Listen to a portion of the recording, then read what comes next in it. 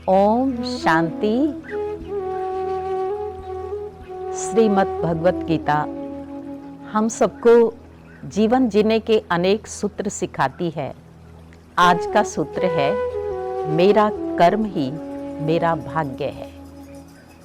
सचमुच में कर्म की बात जब आती है तो मनुष्य बहुत विचलित हो जाता है कि कौन सा कर्म करें और कौन सा ना करें, क्योंकि अच्छा कर्म करने पर भी मनुष्य कई बार बहुत दुख की अनुभूति करता है, बहुत कष्ट उठाता है। और कुछ लोग हैं जो बुरे कर्म करते हैं लेकिन फिर भी वो आनंद में रहते हैं। तो इसीलिए कहा जाता है कर्म गति बहुत गहरी है।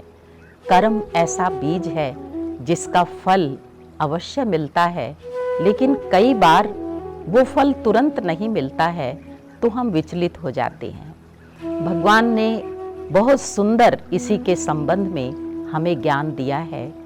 कई बार दुनिया की परिस्थितियां भी ऐसी होती हैं कि उसमें मन विचलित हो जाता है, और फिर कई बार कुछ लोगों के मुख से ये भी निकलता है कि ये सब कुछ भगवान की मर्जी से हो रहा है। अभी कोरोना की जो परिस्थिति पूरी दुनिया को जिसने हिला करके रख दिया, क्या ये भगवान ने ऐसा किया? कई बार जीवन के अंदर ऐसी दुर्घटनाएं हो जाती हैं। क्या हम सोच सकते हैं कि जिस भगवान को कहा जाता है करुणा का सागर, दया का सागर है, क्षमाशील है, कल्याणकारी है, दुख हरता है, सुख करता है, क्या भगवान हमारे जीवन के अंदर दुख और कष्ट पैदा कर सकता है? क्योंकि परमात्मा को हम कहते हैं कि हे भगवान, हम आपके बालक हैं, तो मात पिता हम बालक तेरे, उसको परम पिता कहते हैं। तो एक साधारण पिता भी इस संसार में कभी अपने बच्चों के लिए कोई कष्टदायी कार्य नहीं कर सकता, उनके कष्ट की बात सोच भी नहीं सकता है। आप खुद ही विचार कीजिए, यदि आपको ये कहा जाए कि आप अपने बच्चों का भाग्य कैसा देखना चाहते हैं, तो आप क्या कहेंगे उसमें? अगर बच्चों की एजुकेशन के बारे में पूछा जाए तो भी आप चाहेंगे कि वो बिल्कुल टॉप पर रहे, परफेक्ट हो एजुकेशन। अगर बच्चों की हेल्थ के बारे में पूछा जाए तो भी आप सोचेंगे उसकी हेल्थ परफेक्ट होनी चाहिए, संपूर्ण स्वस्थ होना चाहिए, सुखी होना चाहिए, निरोगी काया होनी चाहिए। अगर उसकी पद पोजीशन की बात करें तो भी आप अपने बच्चों के लिए क्या सोचेंगे कि वो सबसे अच्छे से अच्छी पद और पोजीशन पर जाए। और अपने हर बच्चे के लिए ऐसा सोचेंगे। ऐसा भी नहीं है कि एक बच्चे के लिए ज़्यादा सोचें और दूसरे के लिए थोड़ा सा कम सोचें।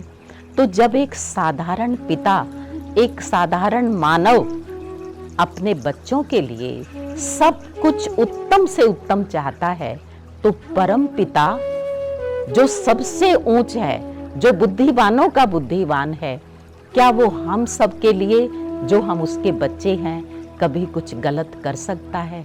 लेकिन फिर भी हम ये कहते हैं कि ये जो कुछ हुआ सो भगवान की मर्जी से हुआ। बादल फट गया, इतने लोग मारे गए, कहते हैं भगवान की मर्जी से। क्या ये सब हो सकता है?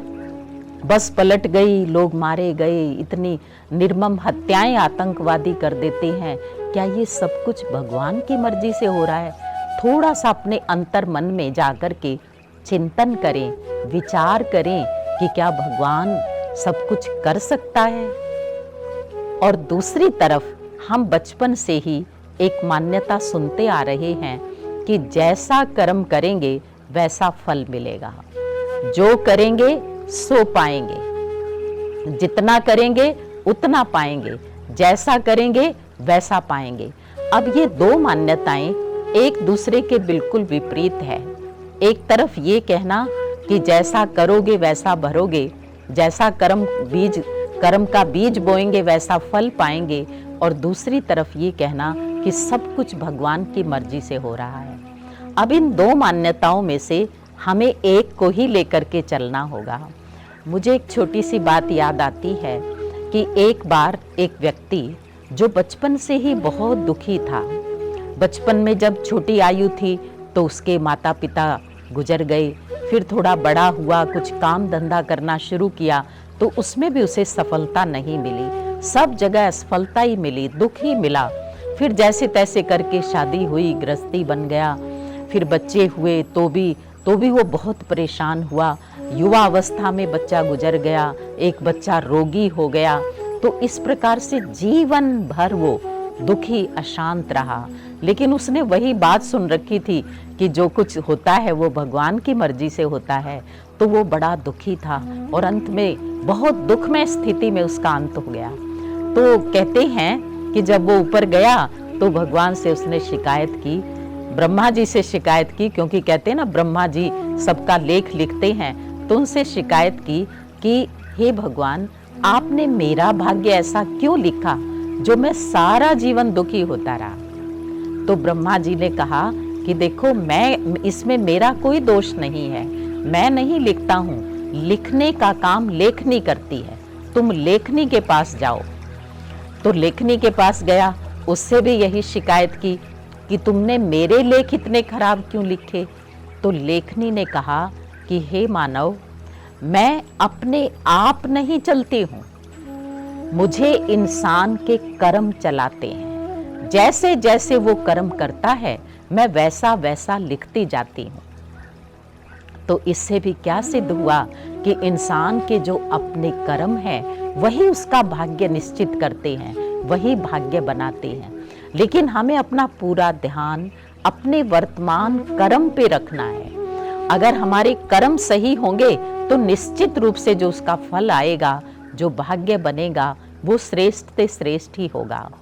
दूसरी बात ये भी है कि जब इंसान इस बात को समझ लेता है कि मेरे अपने ही कर्म मेरे सुख या दुख का कारण होते हैं और वो उन्हें बदलना चाहता है, तो परिवर्तन कहाँ करना है।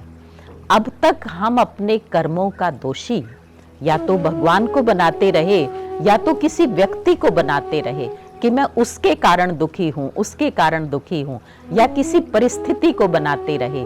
लेकिन हमें इधर उधर उंगली घुमाने की बजाय जब भी हमें ये संकल्प आता है कि मुझे कुछ अच्छा करना है, मुझे कुछ परिवर्तन करना है, तो किसी को दोष नहीं देना, लेकिन ये उंगली अपने आप की तरफ जाए कि मुझे अपनी सोच को ठीक करना है, अपने कर्म को ठीक करना है, अपने व्यवहार को ठीक करना है, अपने जीवन को खुद बदलना है। जब परिवर्तन की प्रक्रिया स्वयं से होगी तो धीरे धीरे चिंतन बदलकर, संकल्प बदलकर हम अपने जीवन की पूरी सृष्टि बदल सकते हैं। क्योंकि इंसान की जैसी सोच होती है वैसी ही उसकी भावनाएं होती हैं, वैसे ही उसके कर्म होते हैं, वैसी ही उसकी दृष्टि होती है, वैसा ही उसका व्यवहार होता है और वैसा ही उसका भाग्य बनता है।